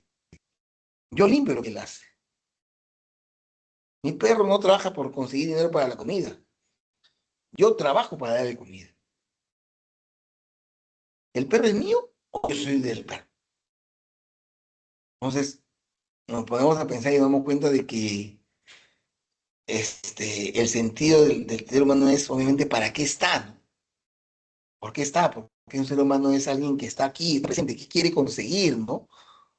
Tiene conciencia, no tiene conciencia, son problemas que están asociados al tema de la antropología filosófica, ¿no? La nociología, sabemos que no significa conocimiento, y ahí nos habla de lo que es la posibilidad, el origen, la verdad, ¿no? Es decir, ahí empezamos un poco a buscar es cuándo algo se puede conocer todo, ¿no? Podemos conocer a Dios, no se puede conocer a Dios. Ahí tenemos el tema el tema de de las verdades, ¿no? Luego tendríamos ahí el tema de la epistemología, que ya se centra principalmente en lo que sería el tema de la ciencia. Ya no es un conocimiento tan general, sino que tiene que ver con la ciencia principalmente. muy importante las funciones, la metodología, la clasificación, las leyes, las teorías, muy importante también. Este, luego tendríamos lo que sería la axiología. La axiología tiene que ver con el valor, con los fundamentos, con los procesos, con la clasificación. Muy importante también es ese punto. Eh, ¿Qué es más importante? ¿Una mujer puntual? ¿O mejor dicho, una enamorada puntual o una enamorada fiel? Ambos son valores, pero ¿cuál me importa más? Entonces también es parte de lo que es la reflexión sobre el valor, ¿no? Con la axiología. La ética, que tiene que ver con las acciones buenas y malas, porque alguien se podría poner a pensar, ¿no? Profesor, soy crítico, tengo actitud filosófica. Eh, una cosita. Si todo el mundo miente, ¿por qué calificamos la mentira como mala y no como algo normal? Por eso, en el Perú, todos somos impuntuales, profe. ¿Por qué la puntualidad no pasa a ser buena y la puntualidad mala?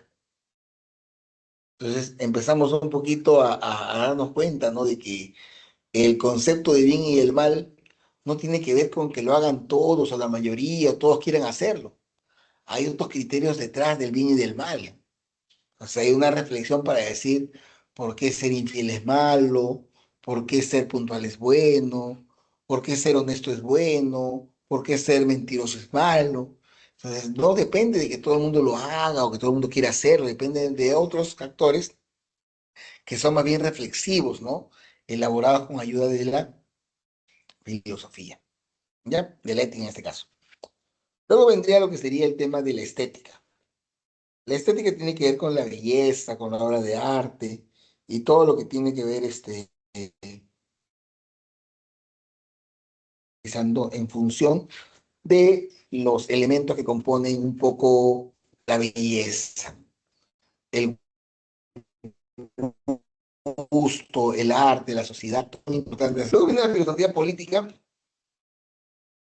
tiene que ver con los valores y principios que deben prevalecer y guiar políticamente a las sociedades. No hay poder, Estado y gobierno. ¿No? Es de la filosofía política. Hoy, por ejemplo, vamos a preguntarnos, profesor, me he puesto a pensar, ¿y por qué el presidente debe tener más de 35 años? ¿Por qué yo no puedo ser presidente si tengo 18? Y si es 35, ¿por qué no 40?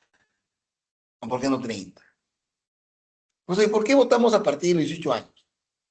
¿Por qué no 17? ¿Por qué no 16? Ya al margen de las respuestas y lo que cada uno pueda creer, como hemos dicho en filosofía, lo valioso es hacer la pregunta. Y esa pregunta que estamos planteando a partir de estas historias tendrían también que ver un poco a la hora de poder reflexionar sobre lo que estamos haciendo, ¿no? A la hora de poder decir, ¿no? ¿Qué está detrás de cada uno de esos elementos? Ya, bueno, después tienen ustedes por aquí para que luego puedan profundizar un poquito más con los puntos de las disciplinas, como ustedes ven, hay un poquito de explicación de cada una de ellas. Luego tenemos un glosario, reflexión, razón, filosofía, ciencia, serían los puntos que estamos abordando. Destacar el tema de repente de ciencia, ¿no? Como decían, causas, este, se diferencia del saber vulgar, de los hechos, también de la fe. Antes, ciencia y filosofía eran indistinguibles. A partir del siglo XVI comienzan a separarse, ¿no? Del tronco de la filosofía, las ciencias particulares o ciencia de la naturaleza. Bueno, hasta ahí alguna pregunta, algo que no haya quedado claro de las disciplinas o de lo que podría ser alguno de los puntos que se están viendo.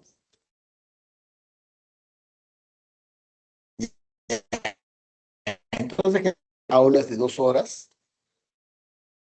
lo que hacemos es dar un espacio de unos 10 minutitos para que resuelvan unas preguntas de manera autónoma y luego ya de manera conjunta damos las respuestas y explicaciones a algunas de ellas. Así que son las dos. A las 2:10, volvemos. Bueno, yo estoy aquí, obviamente. Si alguien tiene una pregunta, la puede ir haciendo. Yo no me voy a ir de aquí. Solamente que es un espacio para que ustedes trabajen de manera autónoma y puedan ustedes empezar a familiarizar, sobre todo los que por primera vez están en este tipo de trajines, el tema de las pruebas de eco, ¿no? Así que, por favor, empezamos a trabajar hasta las 2:10.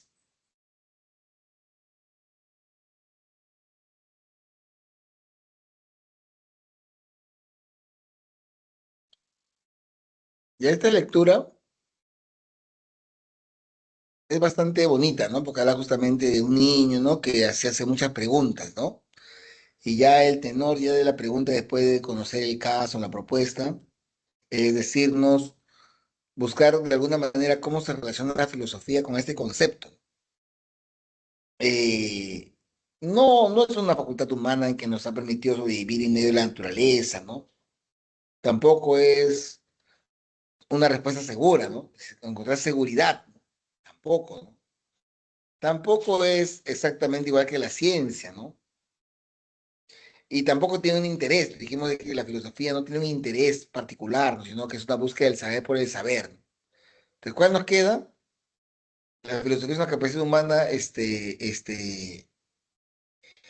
que hay que conservar y de alguna manera cultivar, ¿no? Con lo que sería el tema de la educación, pues. Entonces, los científicos antiguos lo llamaron, perdón, los filósofos antiguos lo llamaron asombro. Los científicos de dopamina frontal.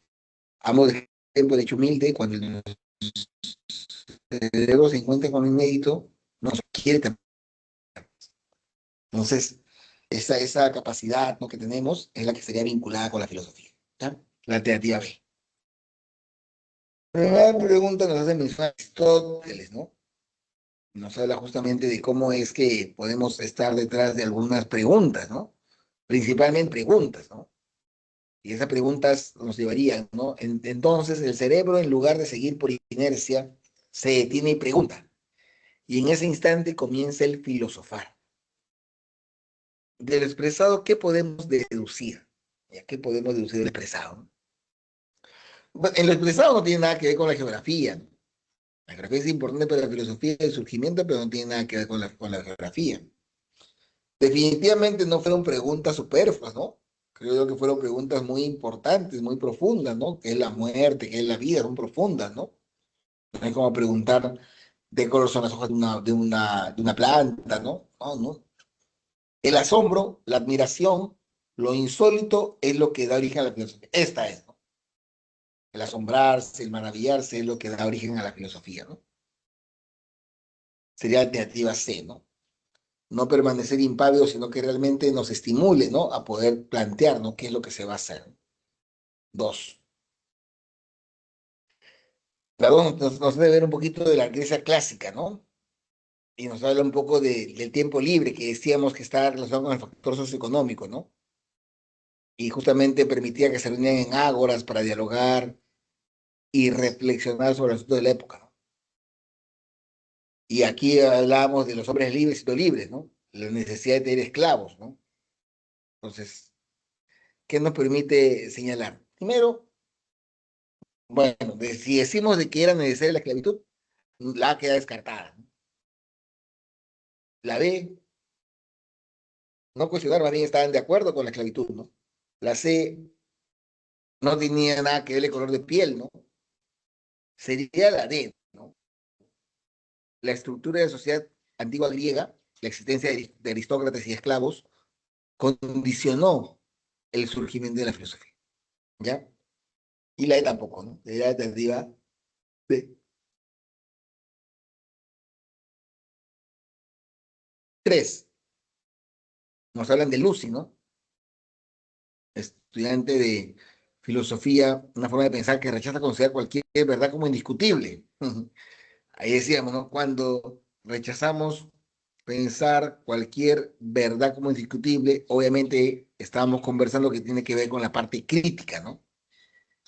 El carácter crítico es la que dice que no hay ninguna verdad absoluta. Todo puede ser cuestionado. Todo, todo, todo. No hay nada que pueda ser incuestionable. La cuatro. Mario Bunge sostenía que toda teoría científica debía tener una base material, lógica y una verificación empírica. Mire, ¿no? Rechaza, ¿no? Lo que sería el tema de los eventos, que rechaza el relativismo y el dogmatismo. Ahora, definitivamente, ¿de qué estamos hablando? Teoría científica. ¿De qué disciplina tenía que ver con la ciencia? La disciplina que tenía que ver con la ciencia era la epistemología, ¿no? Entonces, acá sería la alternativa E, ¿no? La antropología, la nociología, la filosofía política, la antropología filosófica no se dedicaban al tema científico. Sería la alternativa E, epistemología. En esta pregunta,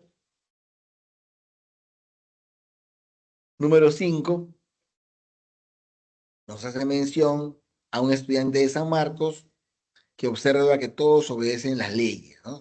Tiene que ver con que todos obedecen las leyes. ¿Por qué obedecemos? ¿Es por miedo, por justicia, por costumbre? Es siempre moral obedecer. ¿Qué pasa? Una ley es injusta. Además, se cuestiona la obediencia ciega y anula la responsabilidad personal. En su reflexión, descubre que no hay una respuesta única, sino tensiones entre orden, justicia y libertad, por lo que concluye que la filosofía no ofrece soluciones fáciles. La actitud del estudiante forma lo obvio en un campo de reflexión aguda y abierta. Obviamente, en este caso, estaríamos hablando de la parte que tiene que ver con la filosofía problemática, ¿ya? Estamos problematizando la realidad. En la pregunta 6 de la joven alumna sanmarquina, sobre si debe denunciar a su amigo a quien observó realizar el hurto de un libro en la librería, nos vamos a pensar, ¿no? Acerca de la disciplina que está detrás de esta situación, ¿no? Que puede ayudarnos a reflexionar acerca de cuál puede ser lo que está detrás, sería el tema de la ética, ¿no? Si está bien o está mal, ¿no? Si está bien o está mal esa conducta, no porque todos lo hagan, no todo por lo que puedan hacer, necesariamente convierte algo en bueno, ¿no? Lo que se encarga de reflexionar en este caso es la ética, ¿no? 7. Una alumna analiza en clase la afirmación: la felicidad se mide por el éxito económico, y a partir de ahí empieza a querer inferir, ¿no? Y en este caso, obviamente, la que nos mostraría esta reflexión sobre felicidad es el tema de cuando dice, ¿no? En el aula, invitando a cuestionar. Cuando cuestionamos, obviamente que somos críticos, somos críticos, ¿no? Yo no quiero aceptar esa verdad como absoluta de que la felicidad tiene que ver con el éxito. Yo discrepo, entonces estamos siendo críticos, ¿no? Críticos. Alternativa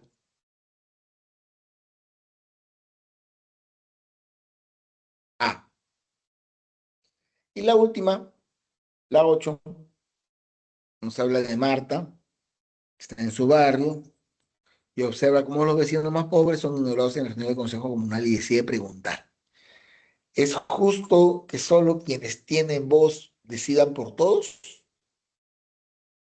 Remarca la idea de voluntad general, entendiendo que la política debe servir al bien común y no a los intereses de los más fuertes. De acuerdo con la idea filosófica, se corrige que la acción y reflexión de Marta se encuentra enmascarada. ¿En qué?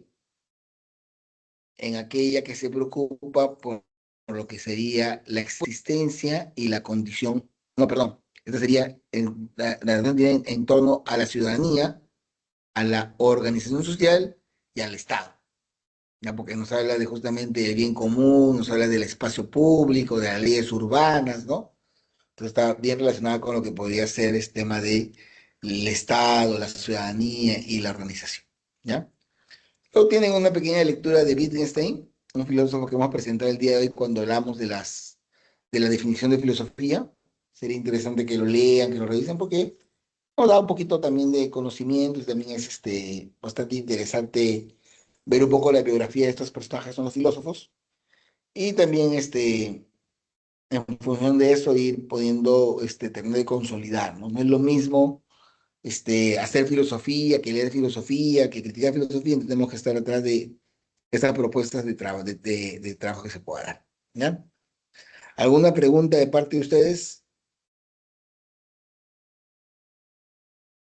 Bueno, hay esta sesión, Profesor, disculpe. sí, dime, dígame, hay dos preguntas, díganos, por favor. Profesor, en el caso de la actitud problemática también es que existen varias explicaciones, aparte de que constantemente aparecen nuevos problemas, ¿verdad? O sea, la problemática es anterior a la crítica, ¿no? O sea, la crítica es cuando decimos, ¿por qué esto lo hacemos así? La problemática es cuando ya de alguna manera decimos, oye, esto de acá está generando un problema. O sea, la problemática es un poco, también podemos decir, anterior a la crítica, ¿no? La crítica es cuando hay una respuesta y criticamos la respuesta. La problemática es, ¿y por qué esto es así? Es más general, ¿no? Aborda el problema, en cambio, la crítica ya es a la respuesta que se da el problema. De repente por ahí alguien diría, ¿no? El problema sería el tema de la delincuencia. Pero alguien dice, hay que proponer la pena de muerte. La pena de muerte ya es una solución a la pena de muerte, que es el problema, pero alguien puede decir, ¿y por qué la pena de muerte es la solución? Ahí estamos siendo críticos. Ya está más relacionado con la respuesta que se da a algo que yo quiero criticar, y cambio el problema ya es más general, ¿no? El problema sería de la delincuencia en el ejemplo que estábamos mencionando. Había una compañera más que tenía una preguntita. Profesor, ¿qué Profesor, clave tiene la pregunta 3? Si podría decírmelo, por favor. Ya, ya está. La pregunta 3 tenemos lo que sería la clave B, el carácter Ok, crítico de la filosofía, ¿no? Acá habla justamente de cuestionamiento, ¿no? De cuestionamiento, ¿no? Sería la alternativa B. ok, muchas gracias, profesor. Ya. ¿Algo final? profesor, una pregunta. Cuando habla de la disciplina ontológica, ¿a qué se refiere en cuanto Ujú. estudia el ser? Lo que un poco decíamos, ¿no? Por ejemplo, tú tienes tu computadora al frente de repente y tú podrías pensar que entre tú y tu computadora hay nada. Pero no es así, ¿no? Hay seres microscópicos que no son posibles de ver con nuestra potencia de visión. Entonces, tenemos que pensar si existe la nada. Entonces, tiene que ver, por ejemplo, con eso. De repente vas y te dice, ¿no? ¿Qué es eso? Y por ahí va caminando un pequinés, un perro pequinés. Y te lo va a decir un perro. Ay, no, pero yo voy a decir, qué bonito perro. Van a seguir caminando y se va a aparecer un pitbull. Y te va a preguntar qué es. Y te va a decir un perro. Ahí él se va a hacer una pregunta ontológica entre el ser en particular y el ser general. Si son tan diferentes como son lo mismo.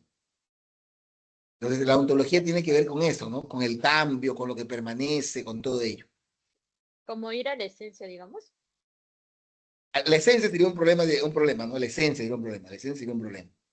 La esencia y el ser son problemas que tienen que ver con la ontología. La esencia es un tema, ¿cuál es la esencia del ser humano? En este caso, en la esencia del hombre era la antropología filosófica, pero en este caso la esencia de lo existente, de todo lo existente. Ahí Es entran muy todos los diferente seres. a lo del ser. No, pues acá si veíamos justamente cuando hablábamos de la esencia, y acá está, ¿no? El ser de los entes. O sea, la ontología tiene que ver con el ser, como tú bien decías, ¿no? Entonces, y acá tiene que ver, en el caso de la antropología solamente es la esencia del hombre, pero acá en la ontología es la existencia, la esencia de todo lo existente, ¿no? O sea, de todo lo que puede, por ejemplo, el cambio, la idea de que, tú ves una foto tuya de hace 10 años, tú dices, ¿cómo he cambiado? Pero soy el mismo, ¿no? Sigo siendo yo. Entonces, ¿qué ha cambiado? Ha cambiado los accidentes, las propiedades, y sobre eso gira el torno del tema de la ontología. La ontología es la primera disciplina que vamos a ver, ¿no? Después de ver la parte histórica, así que ahí ya profundizaremos un poquito más. Por el momento creo que lo importante es saber que la problemática de la ontología estudia el ser, la nada, los entes, el ser en particular, el ser en general, y eso puede orientarnos un poquito más. Ya, profesor, gracias. Profe, Ya, bueno, dime. disculpe, ¿podría dar un ejemplo chiquito del carácter radical de la actitud filosófica, por favor? Dijimos que la parte radical tiene que ver con el tema de ir a la raíz, a la raíz del problema, no quedarnos en la parte superficial, ¿no? Entonces, si hablamos ¿no? Profesor, mi mamá está enferma, el boticario no me quiere fiar, pero yo he visto la forma de robar el medicamento. O sea, a partir de eso, radical, ¿no? O sea, tú estás diciendo que a veces robar puede ser bueno. O sea, empezamos ahí sí, es bueno porque es la vida de mi mamá, pero tú estás tomando en cuenta el hecho de que no hay otra alternativa para conseguir el medicamento. Tú tienes una casa. Si tan importante es tu mamá, ¿por qué no vendes tu casa? ¿Por qué tienes que robar algo que no es tuyo para poder tener eso? No, pero mi casa la voy a perder, pero también esa persona de repente de ese medicamento requiere para poder también subsistir, ¿no? De repente también tiene una persona enferma y por lo que tú le robas, vas a evitar que esa persona tenga bienestar, ¿no? Entonces tenemos que ir hacia adentro, ¿no? Hacia adentro, porque fácilmente la primera respuesta es sí, por la vida de mi mamá, voy a robar y es bueno. Pero hay que seguir profundizando, hay que ir preguntando, escarbando, hasta que lleguemos a una situación en la que podamos afirmar con mayor luces si es que es bueno o es malo. Por ahí va. Ah, ok, ok, profe. Gracias. Ya jóvenes, cuídense, buen provecho con todos, hasta la siguiente semana. Hasta luego, profe.